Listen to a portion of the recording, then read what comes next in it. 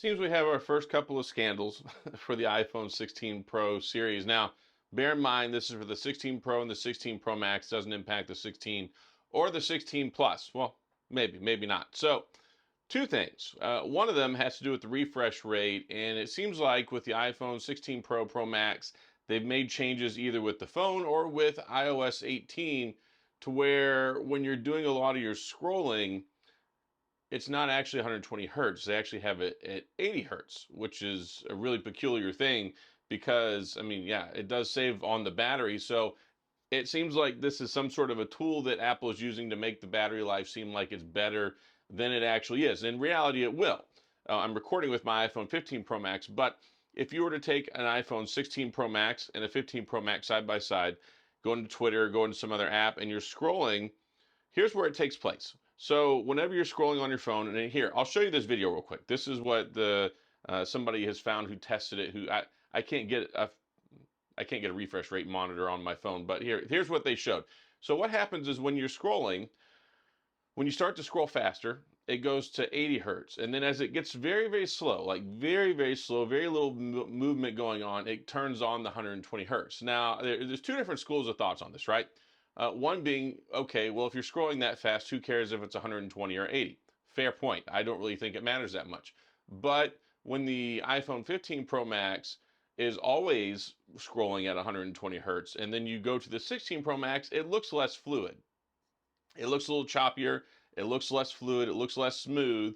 And it's just one of those things where we know that ProMotion is not always 120 hertz. One thing I love about Android phones, and particularly some of them, you can force and turn on 120 hertz all the time. Even if it's not in the settings, you can go in developer settings and you can do that. So that's a cool thing. But here in this instance, you can't control it with Apple. And on top of that, it seems like they're throttling the refresh rate and not giving you full access to the 120 hertz. But this is a small test, right? This is a small test just in iOS 18 with the iPhone 16 Pro, Pro Max, like in, let's say, Twitter or X, if that's what you want to call it now, because that's the real name.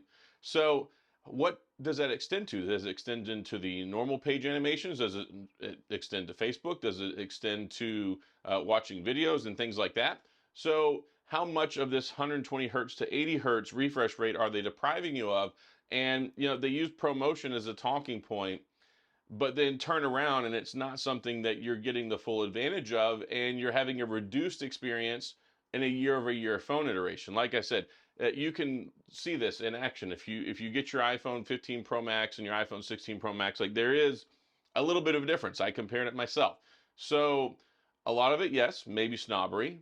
Two, maybe it is or isn't that big of a deal. But it seems like as I'm going in and scrolling on mine, so what happens, like if you give it any sort of a flick whatsoever, it feels like it's going to the 80 hertz. If you hold on to it and you go like this and move it very subtly, it stays on 120 hertz, which is fine.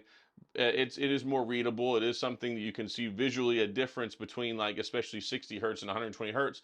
But I'm not paying $1,200 for 60 hertz or 80 hertz, right? And maybe this is something I thought about in the back of my head, because when it comes to the iPhone 16, a lot of people complain about 60 hertz. If 80 hertz feels comfortable, like if 80 hertz generally feels slightly comfortable and most people don't notice a difference, maybe they could go to 80 hertz on the iPhone 17, and that would be a fair compromise where it does look smoother, or do 90 hertz and throttle to 80. I don't know, whatever. But I wanted to talk about this, get your feelings and feedback on it, because some people, I'm going to tell you right now, there's going to be several different reactions here. We're going to get some Apple people, die-hard, ride-or-die Apple people, or Apple Mafia, I guess, as Flossie likes to call them. And shout out to him, by the way, he's making great videos. But some people are totally okay with anything Apple does. Like, oh, well, 60 hertz is perfectly fine, so who cares if it's 80? Or, I don't care, it looks just fine. It's not a matter of it looks just fine or it's just okay. It's they're advertising a feature and then not telling you, and then seriously throttling it down, like more than, that's like 75%, 70%. Like, I'm bad with math, but 90 hertz would be 50%.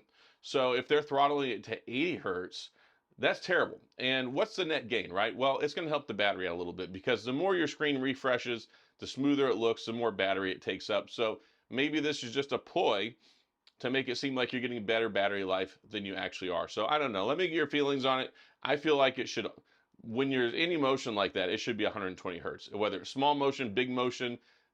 If you're like, okay, maybe if you go like this and there's obviously nothing you can see, okay, sure. But Android's not going to do that. This is purely an Apple thing, and they like to control everything. So anyway, there's that. The other thing is I'm hearing people talking about how the screen might be unresponsive, and maybe I've noticed it once or twice. They're saying that the anti-touch software is too aggressive, and in some instances, it's not registering taps or scrolls when you try to initiate them. It's a temporary thing.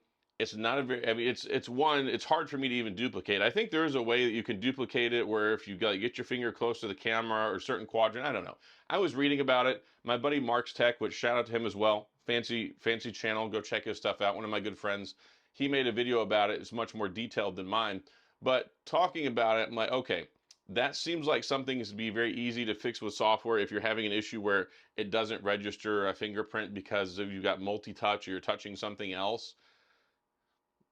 That's kind of, I don't want to say it's normal, but it's doing what it's supposed to do. It's just doing it more aggressively. So with these whole anti-touch softwares, it's something that really has stemmed, I think, a lot of ways from having used to be curved displays. Of course, the iPhone's never had a curved display, but you know, ghost touching, right? Where you're holding it and then like your finger, your thumb, or your side of your phone, the meat of your thumb hits it, and then your screen goes all janky. It's trying to prevent things like that. So it doesn't seem off of my research like it's a hardware issue. It seems like it's a software issue. It should be something, hopefully, that they could get fixed very easily for people who are observing or noticing this. I haven't had this problem. It's not something that I've noticed, but it is something that seems to be catching people's attention. So two different things dealing with the phone right now. The touch gate, as people would call it, and then the refresh rate, whatever they're going to call it. I don't know. That does irk me. They should at least have an option in the settings, but I feel like that's half of my complaints with Apple. There should be an option. Sadly, there's no option. Apple mandates, dictates, and controls how you do everything, whether it's a sound, whether it's a screen, whether it's the brightness, like all that stuff. They make it their way or the highway for the best optimization that they think. You know, Papa Apple feels like you should use your phone. It's not about how you think I should use my phone, Apple. It's about how I want to use my phone and how I want those features to function. And that's one of the big distinctions between Apple and Android. Android, full control. Apple, full Apple control. So that's all I got in this video. If you have any questions, comments, gripes, complaints, concerns, whatever, go to the comment section. We can talk about this. Is it overblown? Maybe. Is it I want what I paid for? Maybe. Is it something that you may or may not care about? Probably not. But anyway, I addressed it. So as always, if you enjoyed the video, please hit the like, subscribe button, little notification bell if you want updates when the new videos come out. And as always, thanks for being here. I appreciate you watching, and I'll see you guys next time.